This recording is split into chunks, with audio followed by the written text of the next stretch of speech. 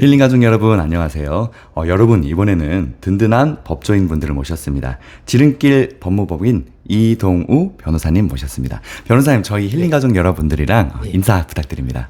네, 안녕하세요. 저는 이동우 변호사라고 합니다. 현재 주로 하는 일은 이제 개인 파산, 회생 쪽의 분야를 주로 담당하고 있고요. 네. 최근에 주식이나 여러 가지 코인 투자로 자산 폭락으로 이제 고통을 겪는 분들이 이제 많은 것으로 알고 있습니다. 그분들께 조금이나마 도움이 되는 정보를 제공해 드리기 위해서 노력하도록 하겠습니다.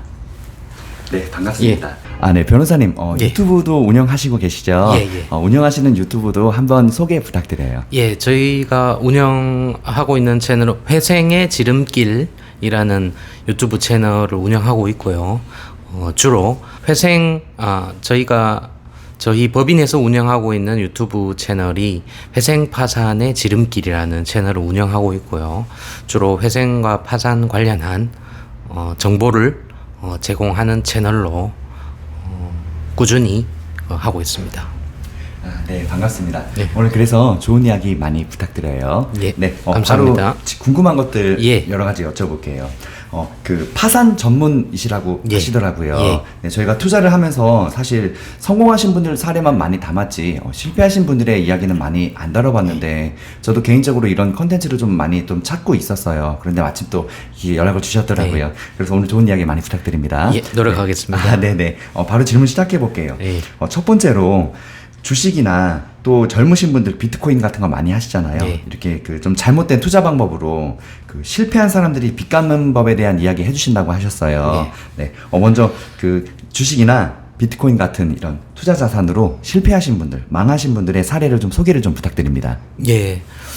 저희가 최근에도 이제 자산 시장이 폭락을 하면서 이제 채무를 갚을 수 없는 분들이 많이 이제 늘어나고 계시잖아요. 그래서 최근에 저희가 실제로 진행하고 있는 사례들 중에 일부 의뢰인분들께서는 이제 주식의 가치가 폭락을 했고 이제 코인의 가치가 폭락을 했는데 자신의 어떤 순 자산을 투자를 한 것이 아니라 대출을 내서 그 일부는 생활비를 쓰고 일부는 투자를 한 거죠.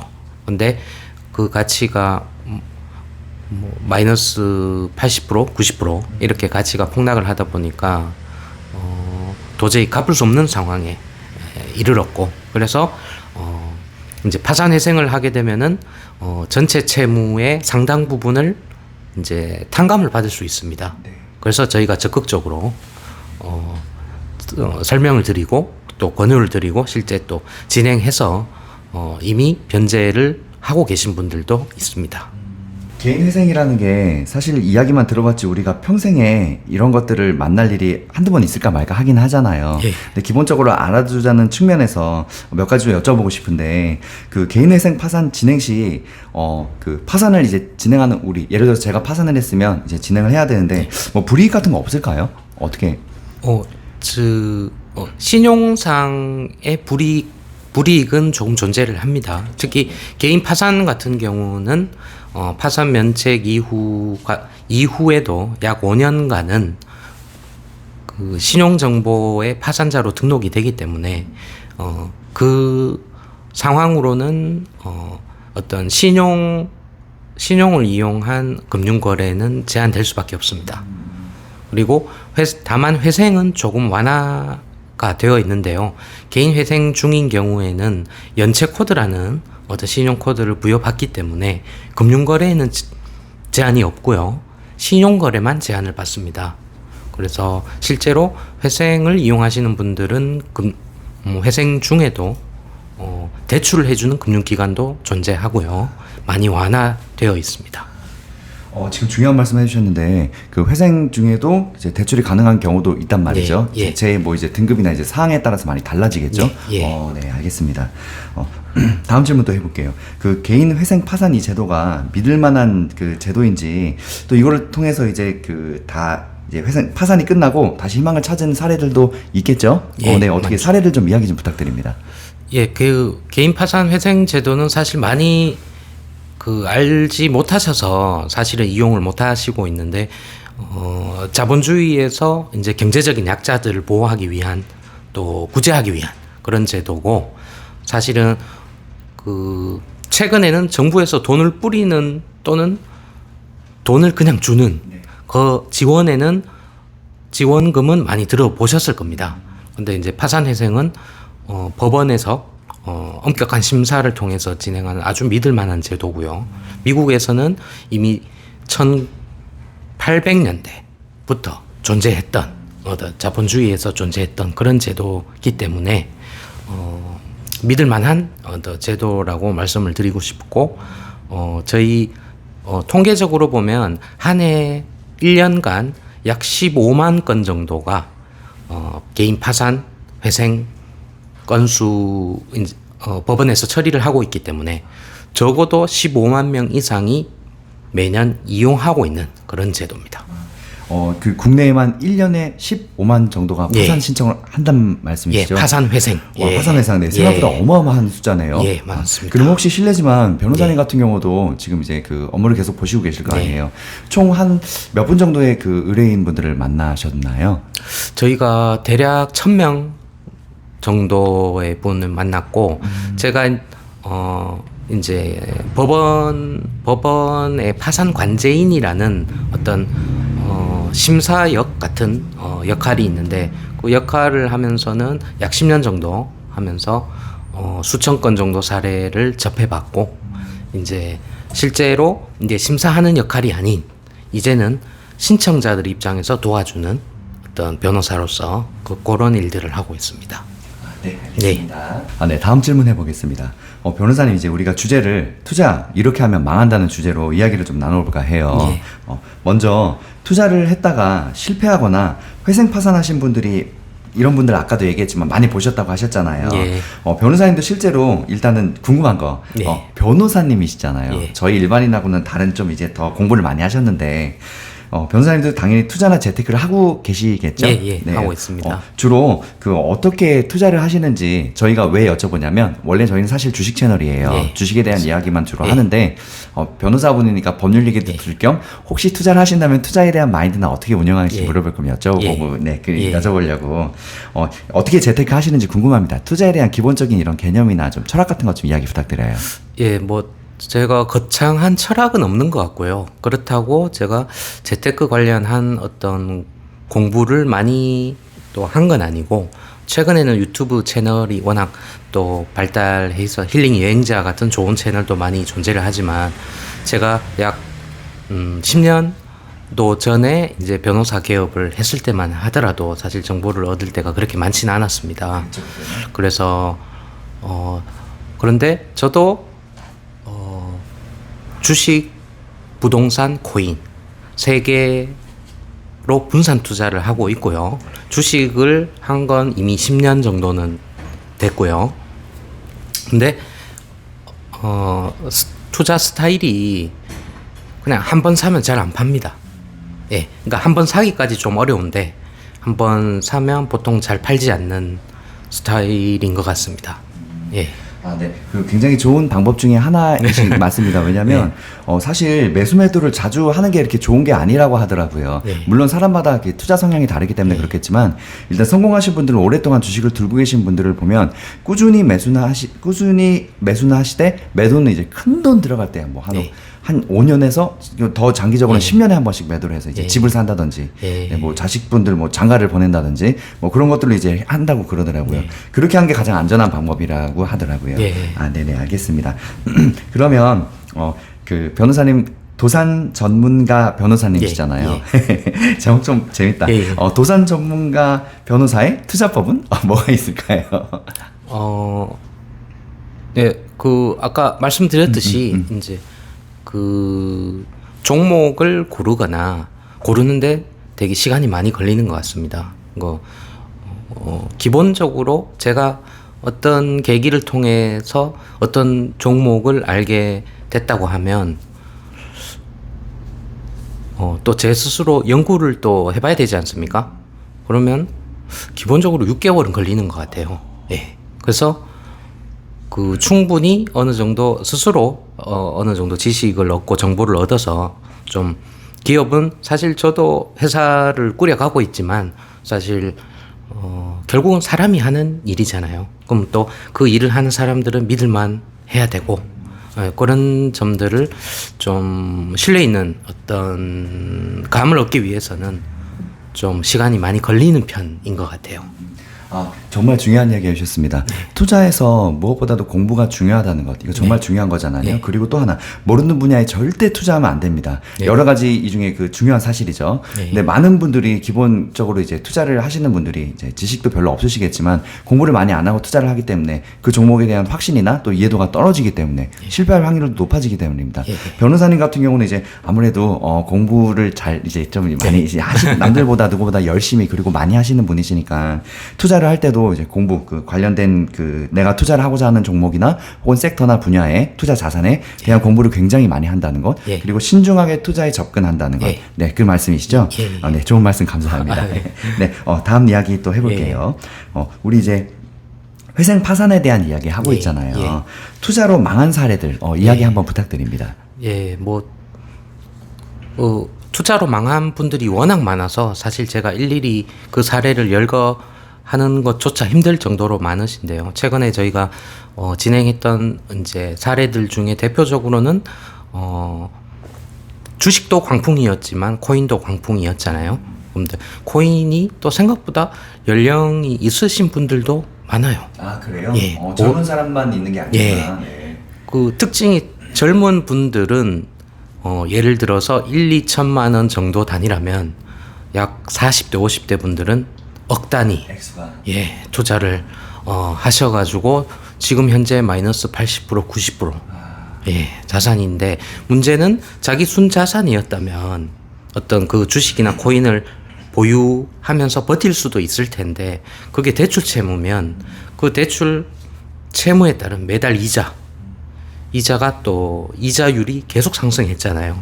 이게 이미 본인의 생계비를 넘어서는 단계에 이르려면 이제 살아갈 수가 없으니까 이제 상담을 하시고 그렇게 회생 제도를 이용하시는 분들이 많습니다.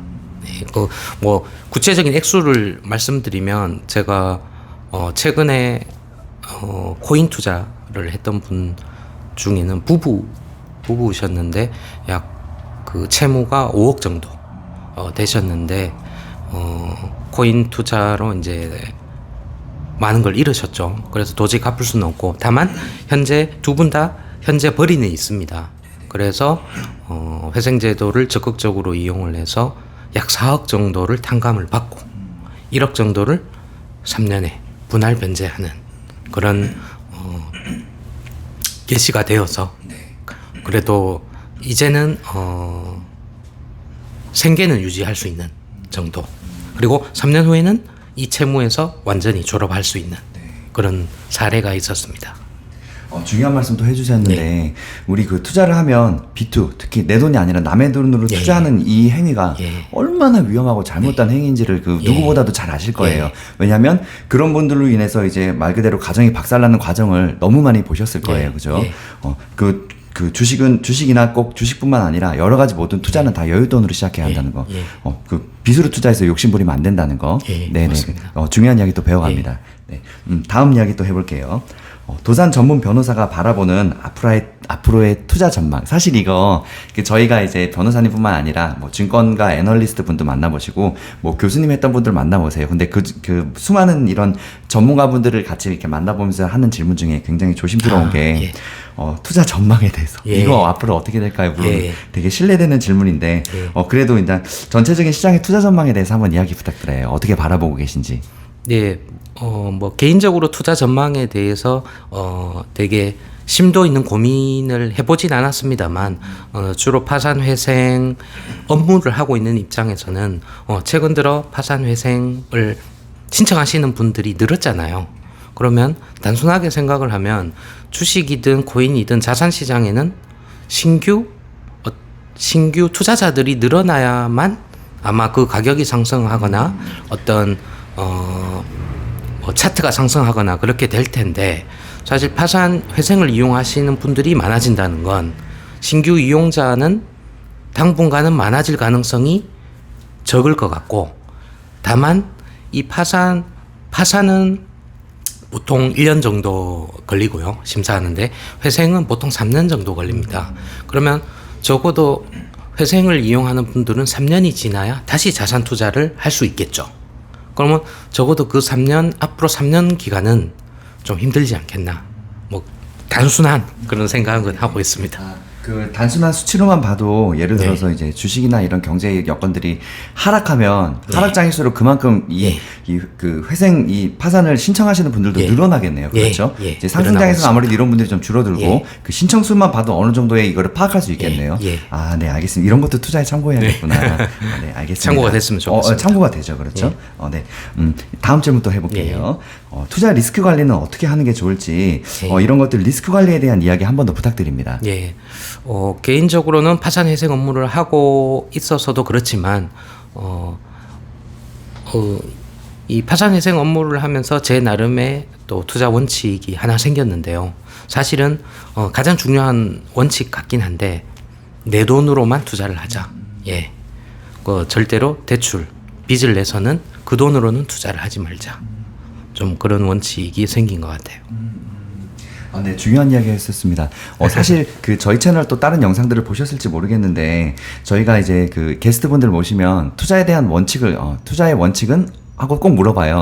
자동으로 대답해 주셨다. 내 돈으로만 투자하자는 거. 그렇죠. 이런 지금 회생 파산에 대한 이 대부분들이 빚내서 투자하자 망하신 분들이 아마 한 90%에 거의 다일 거예요. 욕심부리 다 잘못된 경우. 그렇기 때문에 원칙이 그런 실패한 과정들을 많이 보셨기 때문에 내 돈으로만 투자를 하자.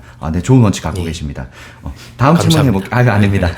다음 질문 해볼게요. 네, 쉬어가기 질문으로 저희가 또 게스트분들 오시면 항상 여쭤보는 거 있어요. 1억 원 투자 이야기인데 나에게 갑자기 1억 원이 생긴다면 이 돈을 그 투자 포트폴리오를 어떻게 구상하실 건지 이야기 한번 부탁드려요. 전 단순하게는 주식, 부동산, 코인, 중부코, 중부코 분산 투자를 하는 게 맞다고 생각을 하고요. 또 다만 그 어떤 적정 비율에 따라 적정 비율은 개인에 따라서 다를 수 있으니까 저는 어떤 한 분야에 올인하는 게 아닌 분산 투자를 하는 게 맞다고 생각을 합니다. 그래서 물론 현금도 또 일부는 있어야 되니까 또 네, 좋은 이야기 또 해주셨습니다. 그 분산 투자 사실 저희 그 채널에서도 몰빵 투자보다는 당연히 분산 투자가 이야기를 하고 있어요. 왜냐하면 회생 너무 잘하시겠다. 회생 파산 전문가시다 보니까 실패한 사례들을 너무 많이 보셨을 거 아니에요. 비트로 실패한 사람, 몰빵했다가 실패한 사람, 그렇죠. 그런 분들이 다 그 똑같은 사례를 보셨기 때문에 나는 이런 것들을 피해서 투자를 하면 되겠구나 하시기 때문에 자동으로 이제 빚내서 투자를 안 하시겠고, 다음에 이제 분산해서 투자를 하시겠고, 그죠? 분산 투자를 해야 그만큼 리스크를 줄일 수 있기 때문에 그런 사례들을 실패한 사례들의 공통점을 다 보셨고 알고 계시기 때문에 저렇게는 하지 말아야지. 스스로도 공부가 사실 많이 되시겠네요. 이 변호사 이 직업을 통해서. 스스로도 이제 그 많은 분들의 투자 성향, 습관 같은 거를 간접 경험하게 되니까 아무래도 내가 평소 가지고 있었던 생각이 잘못됐었던 부분이나 어떤 그런 것들도 고쳐갈 수 있는 계기가 되는 것 같아서 개인적으로는 참 많이 배우고 있습니다. 네, 알겠습니다. 다음 이야기 해보겠습니다. 잘못된 소비 습관에 관한 이야기를 좀 해볼까 하는데 소비 습관이 잘못된 사람들의 사례 예를 들어서 우리 인스타그램이나 페이스북 많이 하시죠? 그 여자분들 그거 되게 많으실 거예요. 모방 소비라고 나 오늘 명품 샀어, 나 오늘 립스틱 샀어 이렇게 올리면 그거 보면 나도 막 사고 싶어. 뭐 엄마들은 이제 엄마 어디 뭐 애기 데리고 뭐 한 달 연수 갔대, 나도 가고 싶어. 남들 따라하게 되는 모방 소비 이런 소비 습관도요 우리가 투자를 하는데 굉장히 방해가 되는 요소 중에 하나입니다. 이런 것들 이야기 한번 더 부탁드립니다. 저희가 실제로 파산 회생 사건을 진행을 하게 되면 법원에서도 그 채무자의 과거 적어도 3년간의 신용카드 내역, 거래 내역, 그리고 금융계좌 거래 내역 그걸 다 들여다 보게 됩니다. 또 그 거래 내역을 들여다보면서 의심한 의심할 수 있는 어떤 거래 내역을 잡아내기 위한 것인데요. 그런 건 아니더라도 대부분 채무자분들을 보게 되면 좀 계획 없는 소비, 과소비가 상당히 많은 것 같습니다. 실제로 어떤 백화점에서 어떤 좀 과도한 결제, 그런 부분들도 많고, 또 심지어는 자녀들 물품인 것 같은데 어떤 교육비를 과도하게 지출하는, 수입에 비해서. 그래서 좀 계획적으로 소비를 하신다면 사실 파산회생 제도를 이용하지 않을 수도 있는데, 좀 그런 과소비에 노출되어 있는 분들이 좀 상당히 많으신 것 같아서 좀 안타까웠습니다. 네. 변호사님 같은 경우는 사실 이런 사례를 볼 수밖에 없겠네요. 예. 이 사람이 이제 그 회생 파산을 신청을 하면 예. 일단은 이 사람 패턴을 분석해야 될 거 아니에요? 예. 카드 내역부터 이제 쫙 분석을 하니까 예. 이렇게 일단 소비 습관이 안 좋구나 이런 사례들을 모니터링을 정말 많이 하셨겠네요. 예, 맞습니다. 그러면 이런 소비 습관을 이제 그만큼 남들이 잘못된 소비 습관을 많이 보시고 사례들을 잘 아실 테니까 이것들을 고치는 방법 뭐가 있을까요? 굉장히 어려운 이야기인가요? 개인적인 생각으로는 소비를 거의 안 하시면 되면 그렇죠. 됩니다. 그래도 사람 욕구상 쉽지는 않아요. 그렇죠? 예. 물욕이 좀 중요한 것 같은데요. 개인적으로는 어떤 종이에 적어 보기만 해도 어떤 그 소비 욕구가 많이 떨어지는 것 같아요. 개인적으로 저도 사고 싶은 거를 종이에 써 보다 보면 사실 불필요한 게 많잖아요. 그렇죠. 예, 그러면 다시 한번 생각을 하게 되고 내가 과연 꼭 필요한 것인가, 조금 고민을 하게 되면 충동적인 소비는 좀 억제가 되는 것 같은. 네, 좋은 이야기 해주셨습니다. 예. 이 소비를 이제 컨트롤하는 방면에서 예. 소비를 기록하라는 거. 예. 우리가 이거를 기록하게 되면 종이 쓰다 보면 와 내가 쓰던 게 이렇게 많아 하면서 내가 한 번 더 인지하고 이것들을 줄이기 위해서 노력할 수 있다는 거. 이거 좋은 방법 중에 하나가 될 수 있을 것 같습니다. 네. 또 한 가지만 더 덧붙여. 와 변호사님 10개 얘기해 주셨어요. 네, 말씀드리고 싶은 거는 전 개인적으로는 매달 적립식 투자를 하고 있습니다. 제 벌이는 이제 일정할 거잖아요. 그러면 이제 매달 얼마를 투자 또는 예금에 먼저 분배를 하고요. 남는 금액을 소비를 하는데 사용을 합니다. 그러면 아무래도 소비할 수 있는 금액은 줄어들 수밖에 없고, 그러면 그 안에서 소비를 해야 되니까 조금 절약이 되는 부분이 있는 것 같습니다. 네, 좋은 방법도 이야기해 주셨습니다. 우리가 일정 이제 월급 이제 들어오면 당연히 그 월급이 대부분 통장을 스쳐가긴 하지만 그래도 좀 이렇게 투자를 해야 될 거 아니에요. 우리 맨날 밑밥 인동에 눈만 부을 수는 없으니까. 그래서 이 중요한 것, 이 소비를 고치는 좋은 습관의 경우로 이제 내가 투자할 자금 단돈 10만 원이라도 한 달에 그 정액 적립식으로 꾸준히 오랫동안 지속되는 것. 맞습니다. 투자라는 게 꾸준히 오랫동안 지속되는 게 정말 중요하거든요. 네, 그래서 내가 한 달에 얼마는 꼭 투자를 하겠다. 이것들을 목표를 세우고 매달마다 조금씩 꾸준히 투자를 주가에 상관없이 계속 이렇게 하게 되면 자동으로 소비가 줄어들게 된다는 말씀이시죠. 이것도 좋은 방법 중에 하나가 될 수 있겠네요.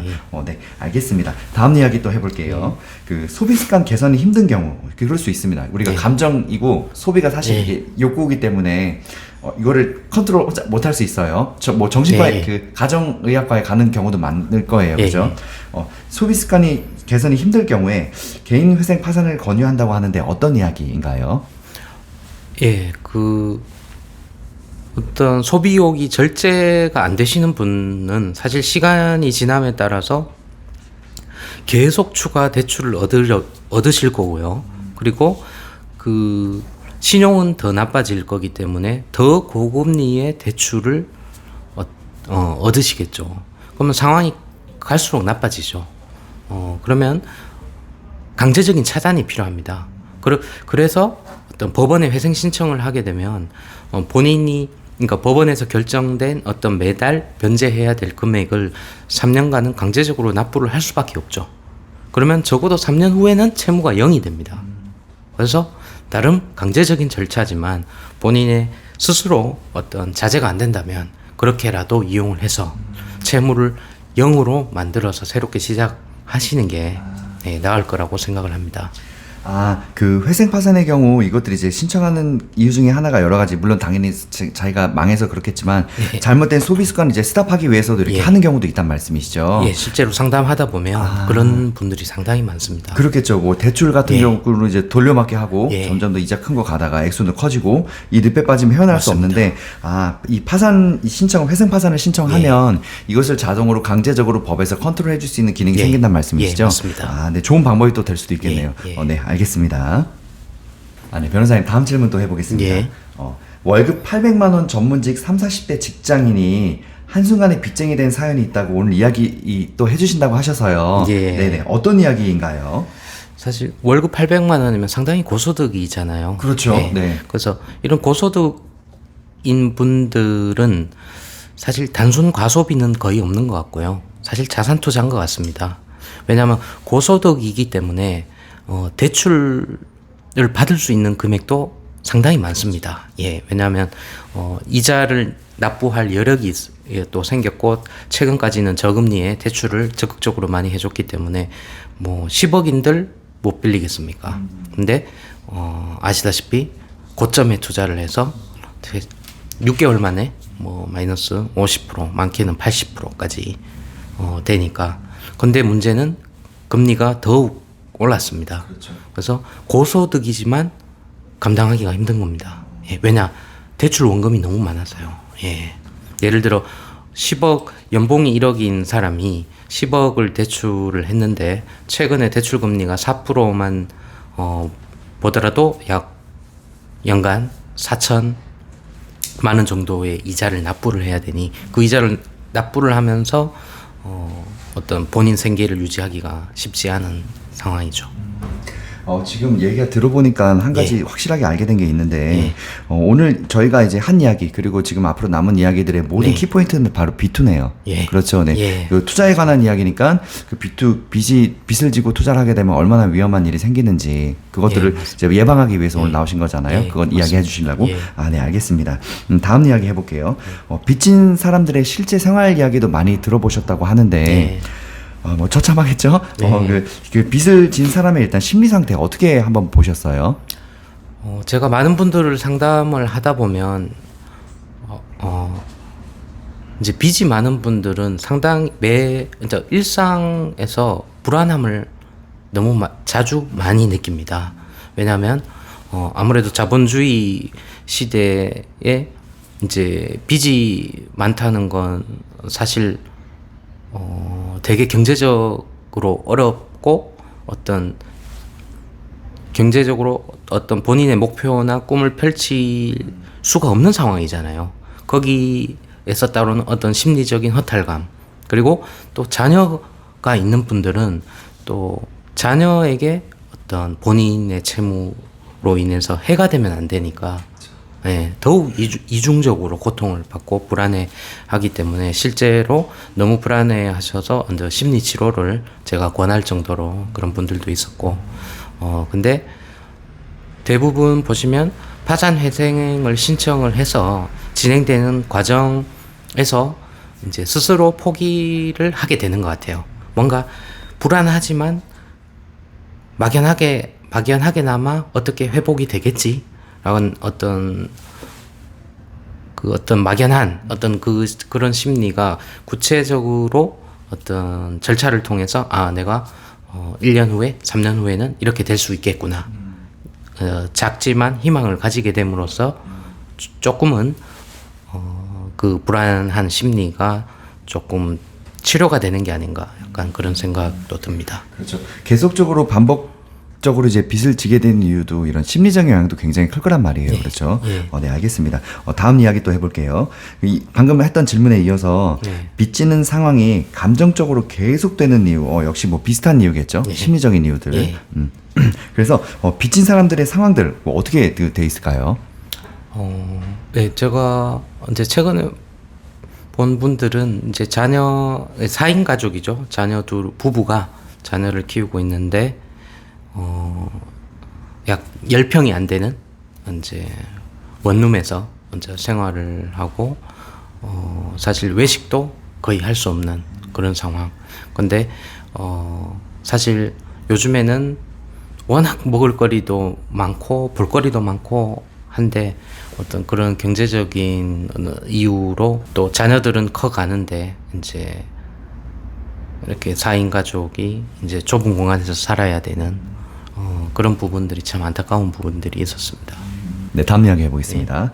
채무 탈출 방법이 있다면 어떤 것들이 있을까요? 오늘 그거 이야기해 주신다고. 이전에도 말씀드렸듯이 네.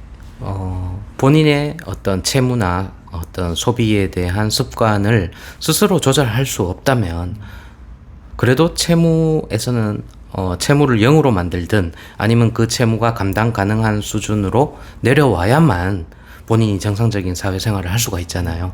그럼 그러기 위해서 스스로 할 수 있으면 하시는 게 가장 좋습니다.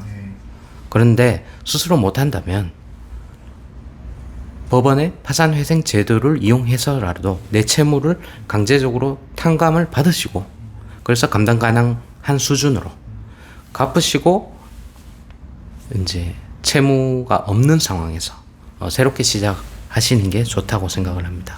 그러니까 파산하는 것도 이제 법적으로 안전하게 이게 제도를 이용해서 하는 게 더 안전하다는 말씀이시죠?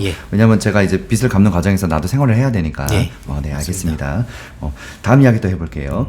빚을 극복하기 위한 노력들 어떤 것들이 있을까요? 빚을 극복한 사례들 이야기 한번 부탁드립니다. 예. 뭐 자꾸 파산회생 제도를 이제 말씀드리는 이유는 사실은 제가 봐도 국가에서 운영하는 가장 합법적인 경제 관련한 제도 중에서는 그 효과가 가장 강력합니다. 왜냐하면 채권자들 동의 없이 채무자의 채무를 강제적으로 탕감을 시켜줍니다. 사실은. 그래서 처음 접하는 분들은 많이 놀라는 분들도 계신데요. 그 제도의 취지는 어떤 경제적인 약자를 평생 채무만 갚고 어떤 정상적인 경제 생활을 못하도록 방치할 것인가, 아니면 나라에서 강제적으로 빚을 탕감해주고 한번 경제적으로 구제를 해서 다시 정상적인 경제 생활을 할 수 있게 도와줄 것인가를 고민했던 결과에서 결국 출발한 제도고요. 그래서 이런 합법적인 제도를 이용해서 내가 가장 유리한 어떤 결과를 얻을 수 있도록 꼭 전문가와 상담을 해보시고 플랜을 짜시는 게 권유를 드립니다. 네, 변호사님 다음 이야기 또 해보겠습니다. 네. 파산한 사람의 실제 생활에 대한 이야기를 조금 더 들어볼까 하는데 네. 그 파산 면책 후의 생활이 어떨까에 대한 이야기인데 실제로 파산한 사람들의 생활, 사실 이 생활들 많이 진짜 접하시나요? 어떻게 보셨어요? 그런 사례들을?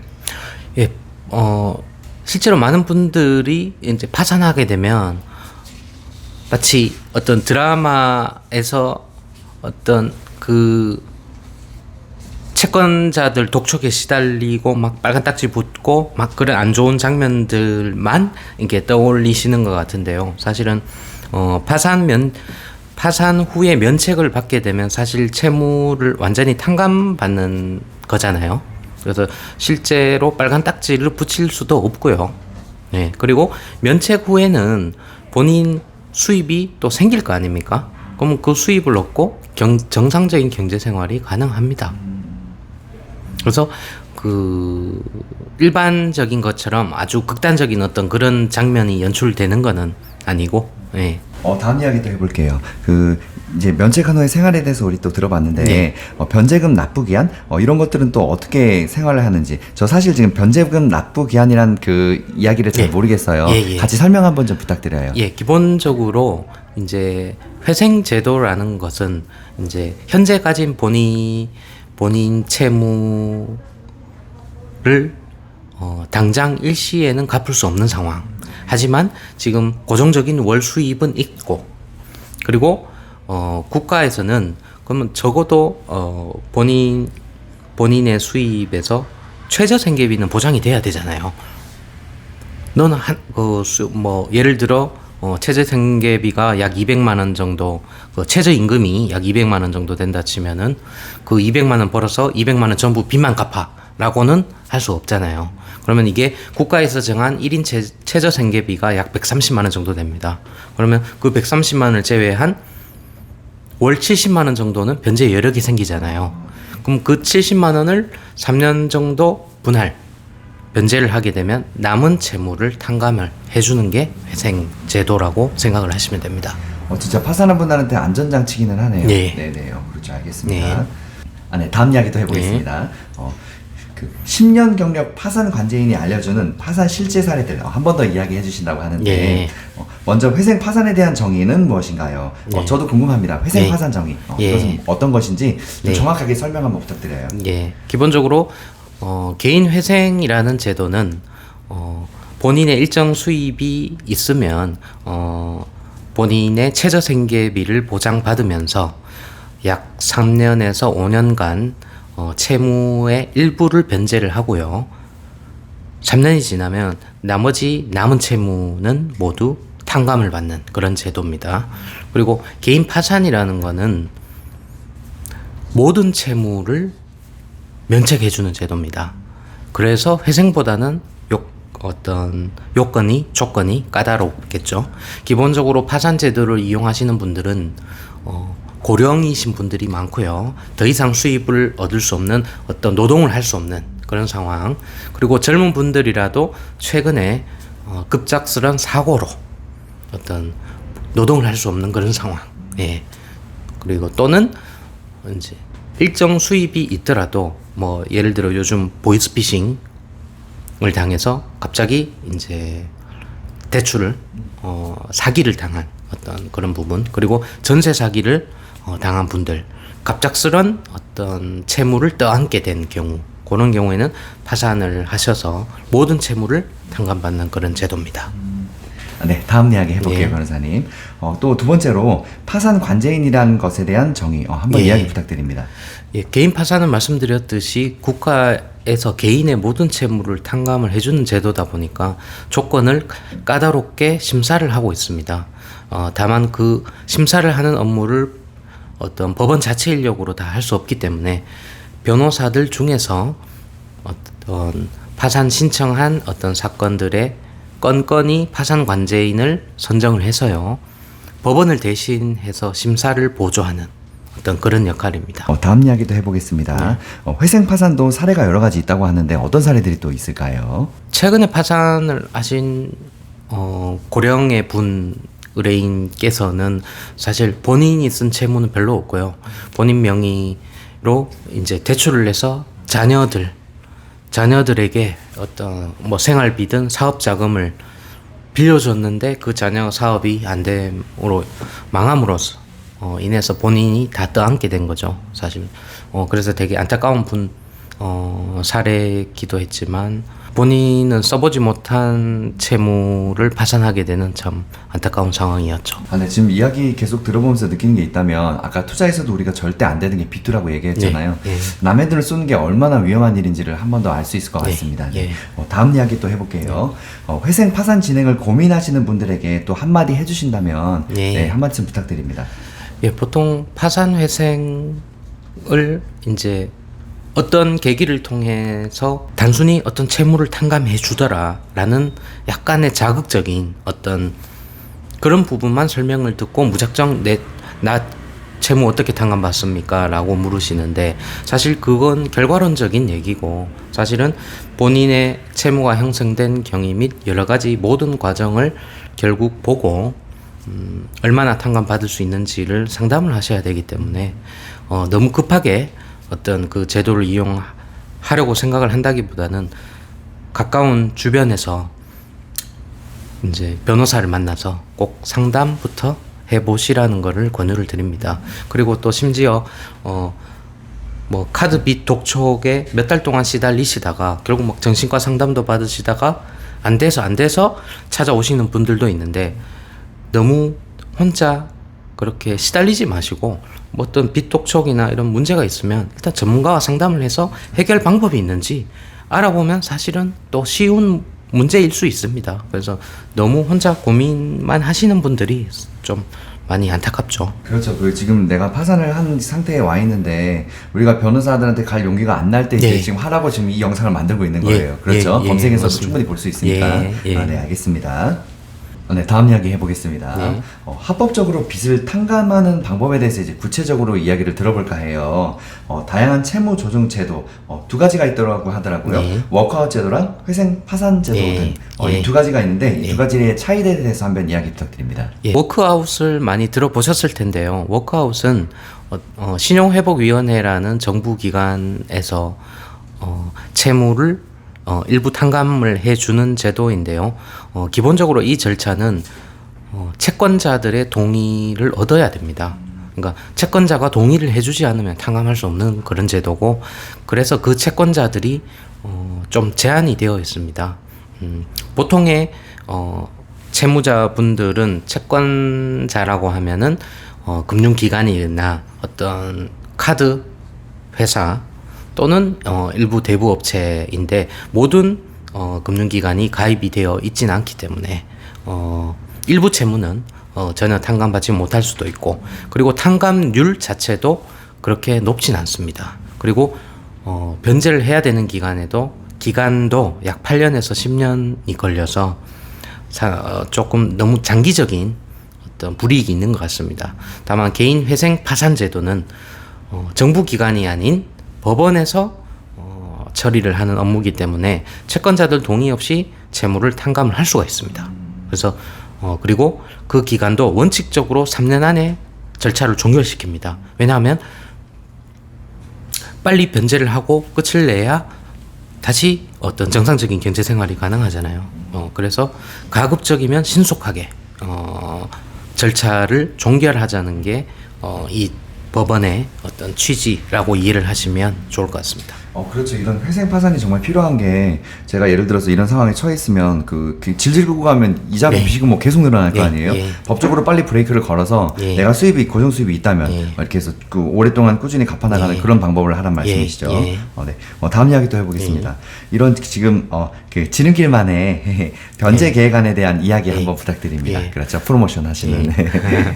제가 아까도 말씀드린 이제 파산 관제인으로 약 10년 동안 그 업무를 보면서 뭐 정확히 세보진 않았습니다만 최소 1000건 이상의 실제 사례들을 접해 오고, 또 오히려 이제 심사를 하는 어떤 그런 역할을 했었고, 근데 이제는 심사를 하는 게 아닌 오히려 신청을 하시는 채무자들의 어떤 좋은 결과를 이끌어내기 위해서 제가 도와드리는 어떤 그런 역할이라서 법원에서 받아들일 수 있는 현실적인 변제 계획안을 알려드리고 신청을 하는 게 중요합니다. 그러니까 현실적인 안을 이제 법원에 제공하지 않으면 절차만 지연이 되고, 또 오히려 어떤 그 채무자에 대한 인상이 좋지 않을 수 있습니다.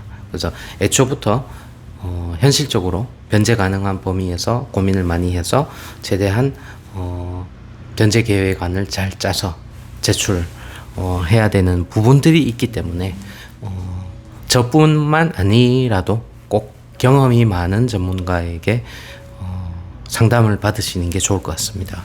네, 다음 이야기 또 해보겠습니다. 네. 월급 200만 원 직장인이 3년 만에 빚 3억을 갚은 사연도 있다고 하더라고요. 이 이야기 되게 궁금한데 한번 부탁드립니다. 네, 그 실제 사례에 대해서. 이 사례인 경우에는 사실 현재 월급이 200만 원이라면 어떤 금융기관에서도 3억을 대출해 주진 않습니다. 그렇죠. 근데 이분 같은 경우는 이 총 채무가 약 7, 8년에 걸친 채무였습니다.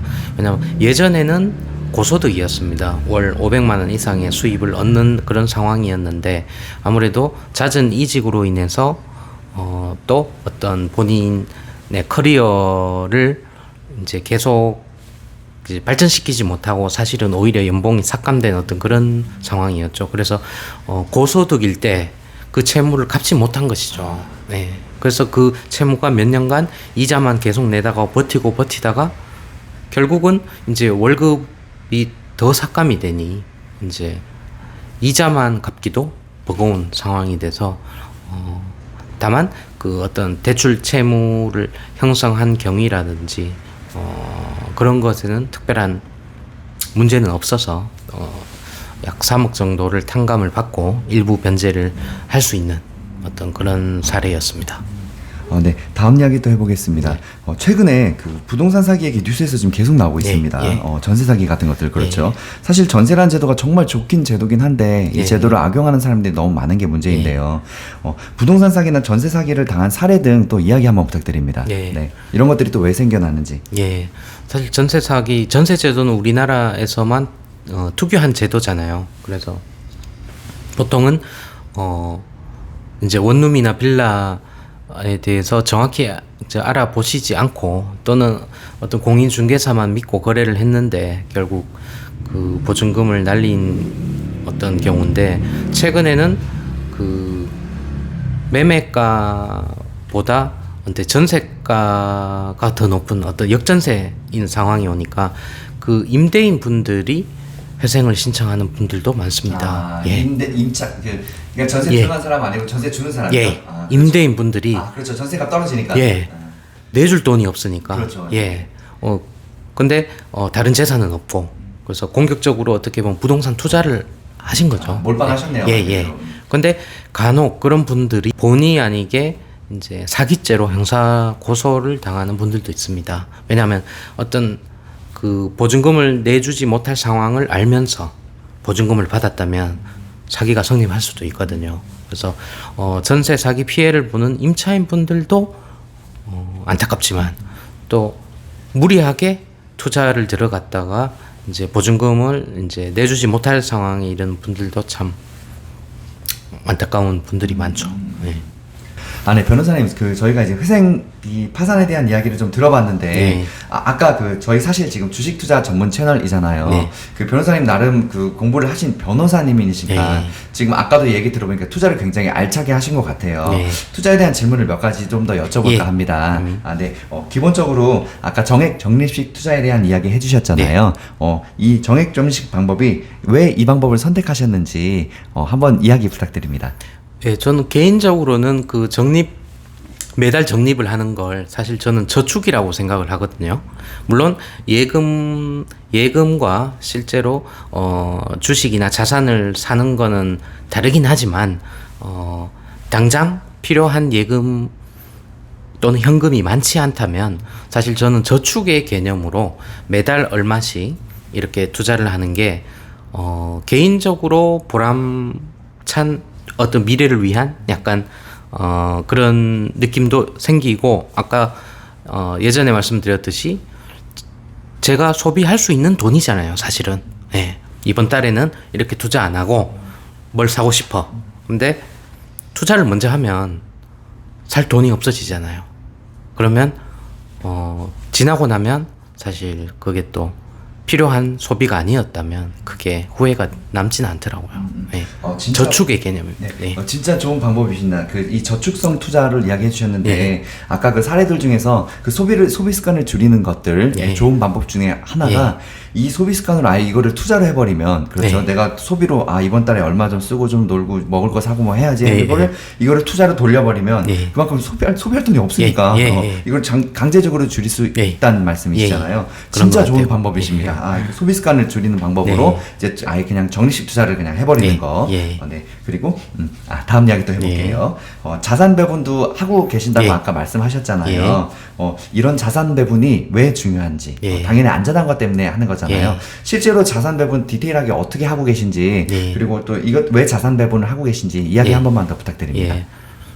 그러니까 주식, 부동산, 그리고 코인, 주부코, 주부코에 분산 투자를 하고 있습니다. 뭐 구체적으로 제가 그 분배 비율은 계산해 본 적은 없습니다만, 뭐 때로는 주식의 비중이 높았다가 뭐 부동산의 비중이 높았다가 그렇게 될 수는 있지만 때에 따라서 변동성이 당연히 있으시겠죠. 근데 약 10년간 경험을 해보니 어떤 주식 시장이 이제 거품일 때도 있고요, 부동산 시장이 거품일 때도 있습니다.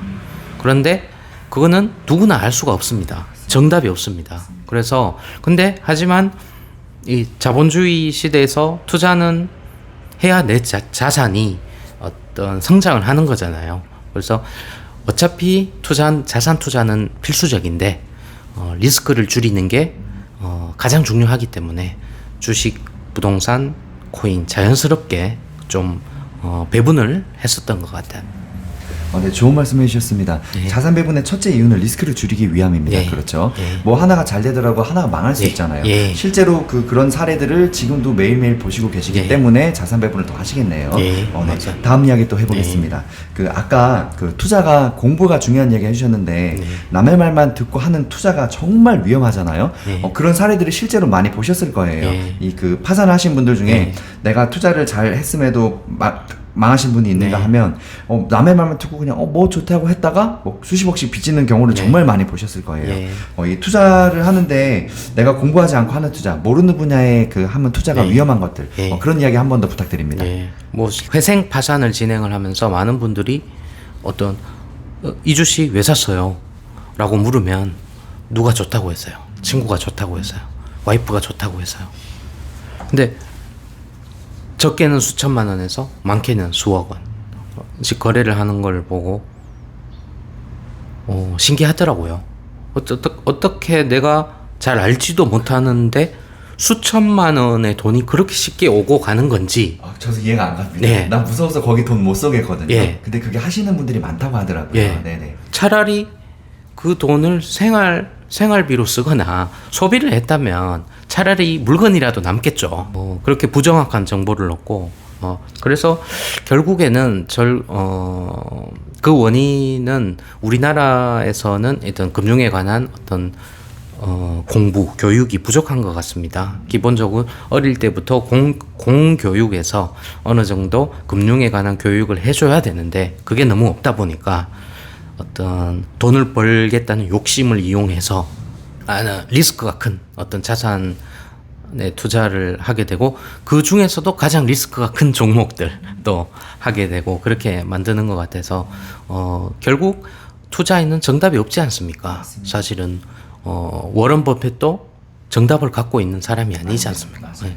그러면 정답이 없으면 결국에는 스스로의 확신은 있어야 어떤 종목을 살 텐데 그럴 확신이 생기려면 공부를 해야 확신이 생긴다고 저는 생각을 하고 또 실제로 공부를 해보면 재미가 있는 부분들도 많기 때문에 결국 스스로 공부해서 확신을 얻어서 투자를 하는 게 실패를 해도 배우는 게 생길 것 같고요. 그래서 주변에도 그렇게 이제 말은 하는데 여전히 어떤 지인한테 듣고 투자를 하는 경우가 참 많아서 안타깝습니다. 그 부분은. 사실 투자에 관한 이 개념 정말 중요한데 우리나라 교육과정 같은 경우는 사실 과목에 일단 이런 게 없습니다. 네. 뭐 역사는 많이 공부하고 네. 책에 관한 공부는 많이 네. 하는데 이 투자나 경제관념에 대한 공부가 전혀 없죠. 그렇죠. 선진국들은 이런 것들도 공부가 고등학교 때보다 중학교 때부터 과목 안에 잘 이렇게 나눠져 네. 있다고 하더라고요. 네. 그렇기 때문에 우리나라 사람들이 이렇게 실패하고 손해 보는 경우가 정말 많은 것 같습니다. 예. 네. 그런 거죠. 알겠습니다. 네. 변호사님, 저희가 오늘 이제 준비한 이야기 거의 다 끝났는데 네. 변호사님이시잖아요. 예, 예. 저는 이제 소위 말해 사자 들어가시는 분들, 네. 말 그대로 피똥 싸게 공부하신 분들, 네. 이런 분들은 어떻게 그동안 공부하셨는지 살아오신 이야기가 정말 궁금해요. 네. 동기부여 자기개발 측면에서 네. 저희도 좀 배워가고 싶어서 네. 그동안 어떻게 공부해서 이 자리까지 오셨는지 네. 살아오신 이야기 한번 네. 부탁드립니다. 뭐 사실 이제 시험에 합격하기 위해서 공부를 했던 거는 뭐 벌써 약 20년 전이라 너무 오랜 일이긴 하지만 그때는 제가 가장 잘할 수 있는 게 뭔지 고민을 했었던 것 같습니다. 뭐 제가 운동을 잘했다면 운동을 했을 수도 있고 노래를 잘했다면 노래를 했을 수도 있겠지만 그 당시에는 제가 공부를 잘하는 것 같아서 공부를 했는데 물론 또 하고 싶은 공부를 하는 것과 시험에 합격하기 위한 공부는 또 다른 얘기입니다. 수험 생활을 해야 되니까요. 그래서 그때는 늘 이제 매일 어떤 목표 의식을 가지고 그 어떤 생활을 통제하고 그게 중요한 것 같아요. 사실은